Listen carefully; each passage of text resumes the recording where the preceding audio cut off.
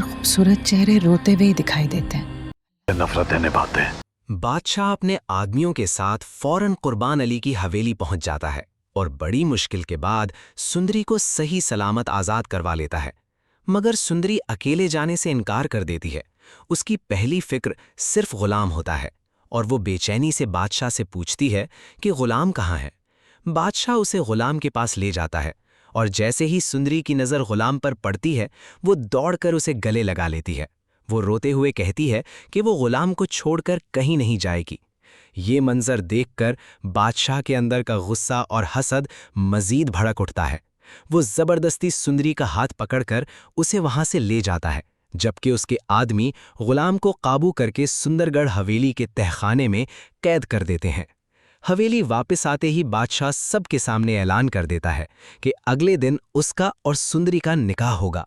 मगर सुंदरी डट कर कह देती है कि वो अपनी जान दे सकती है, लेकिन बादशाह से कभी निकाह नहीं करेगी। अगले दिन जब जबरदस्ती निकाह की तैयारियां उरूज पर होती हैं, तब खुर्शीद बीबी खामोशी से तय खाने में जाती है और गुलाम को आज़ाद कर देती है।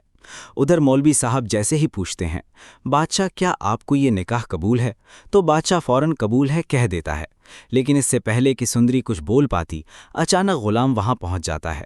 वो सीधा आगे बढ़कर सुंदरी का हाथ थाम लेता है और बुलंद आवाज में कहता है, ये निकाह नहीं होगा। लेकिन निकाह से ऐन पहले सुंदरी अचानक एक आदमी से बंदूक छीन लेती है और उसे अपने माथे पर रखकर चीख उठती है, अगर ये निकाह हुआ तो मैं खुद को गोली मार लूंगी।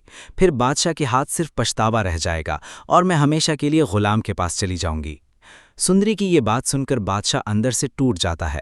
उसे पहली बार एहसास होता है कि मोहब्बत कभी ज़बरदस्ती हासिल नहीं की जा सकती। इसी लम्हे वो अपने आदमियों को हुक्म देता है कि गुलाम को सही सलामत वापस लाया जाए। जब गुलाम वापस आता है तो बादशाह खुद अपने हाथों से गुलाम और सुंदरी का निकाह करवाता है।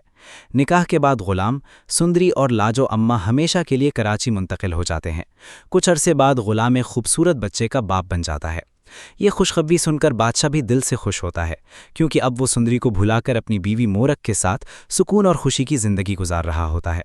फिर एक दिन साहिब जान उसे एक और खुशखबरी देती है कि मोरक उम्मीद से है, यानी बादशाह भी जल्द बाप बनने वाला है।